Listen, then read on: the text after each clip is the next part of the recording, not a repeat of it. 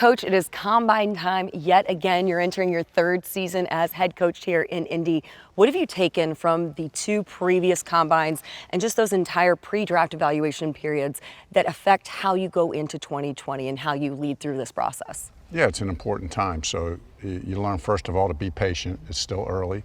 So you get excited, you see guys, and you tend to get excited, but you got to be patient. Number two, it's all about weighted averages. You get little pieces of information, and it's about how much weight do you assign, how important is that to us as a club. And then thirdly, it's a real collaborative process. So it's a time to work with the other coaches and scouts, and Chris and I getting together and talking through each guy, player by player. What is that process like between you and Chris when you do have that time that you're at the combine sitting together watching guys, or you've come out of interviews with guys, that you're able to exchange that information and collaborate? Yeah, I mean, really, in my role, it's really one of the highlights for me, you know, getting to work with Chris, talking about our players, but then players who could be our players. A lot of conversations in his office, my office, on the phone, texting back and forth. It's a lot of give and take. It's a lot of pushing each other, asking questions. You know, Chris a lot of times is asking schematically. You know, we're always talking about the fit into our schemes, the fit into our locker room. Those are really important factors. What are the ways in which you identify, evaluate, and target the potential talent that you have and how they would impact this locker room? Yeah, I mean, there's several ways that I can think of. I mean, obviously, you're looking at their physical ability, how they move, how they play. You see that on tape. You see it in the combine. You're not, you're just measuring their physical, their athletic talent. So that's a big part of it, obviously. But then also there's an intellectual side. You get these interviews. You really want to dig down into their football intelligence and how much do they know? What have they been exposed to? And then you're also looking for those intangibles, those horseshoe qualities that we look for, the kind of the football character that we think is so important.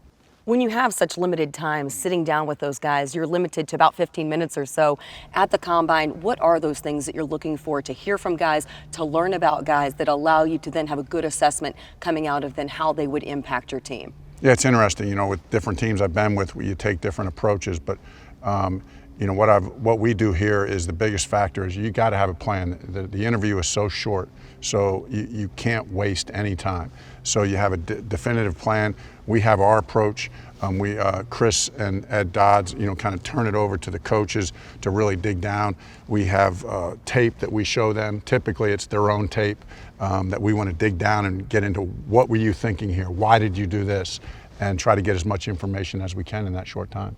When you look at this offseason in general, you look at within the division, two teams that went to the playoffs, one that went to an AFC championship. How much does that impact wanting to improve and how you tackle this offseason? It's exciting. I mean, we're playing a good division, a lot of good players, a lot of good coaches.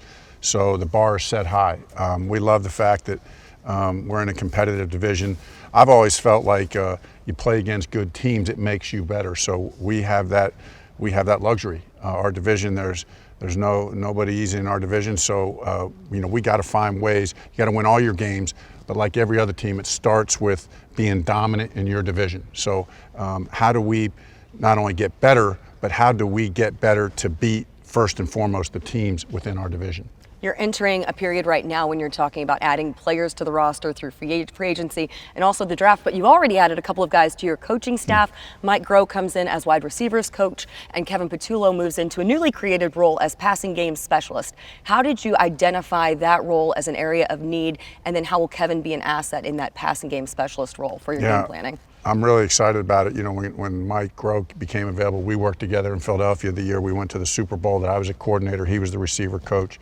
Mike really contributed a lot to the success that we had there, and I know he did a really good job in Philadelphia. They continued to go to the playoffs after I left there with him as the coordinator. Very knowledgeable guy.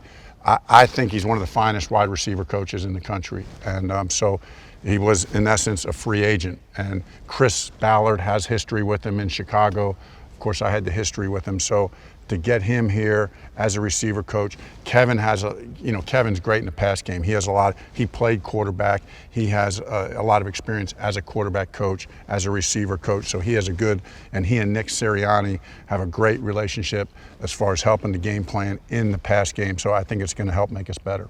Jerrod Johnson was previously on this staff as part of the Bill Walsh Coaching Fellowship. He remains on and now has a role as offensive quality control coach. He was part of the game planning last season, pretty integral in that. How does this new role for him allow him to have an even greater role in the offense? Yeah, I mean, Jerrod's a rising star. I mean, he really did a great job last year. I'm excited that he could kind of step up, get promoted, if you will. He earned it. He earned every step of it.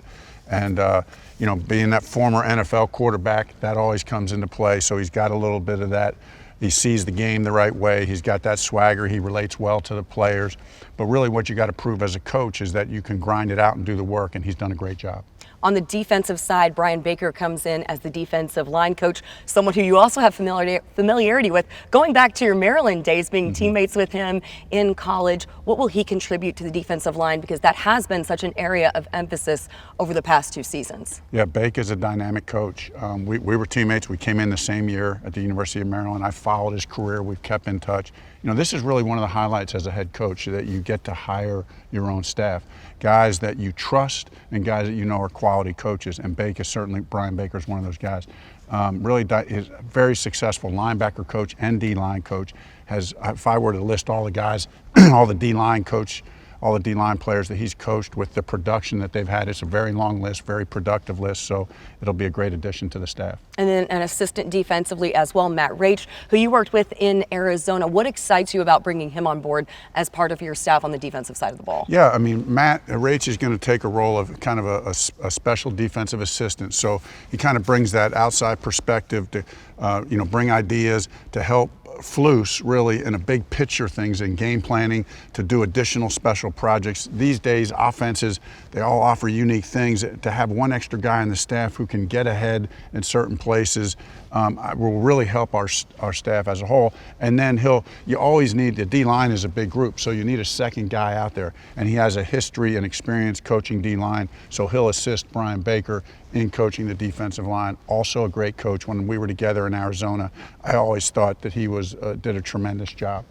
Looking at your rookie class from 2019, a class that had a lot of time on the playing field, made significant contributions to the 2019 season, how beneficial is it for that class of rookies that this period of time right now, they're not dealing with the uncertainty that they had last year, worrying about draft stock, what their future holds, and instead they're spending this time looking at how they can improve and be a greater asset when they come in for a second season here in Indianapolis? Yeah, I'm excited for him. Like you said, Larra, that rookie year is a tough year. I mean, it's a grind. I mean, the whole process up to the draft is grueling. So now they have an opportunity to get into the rhythm of what it is to be a pro.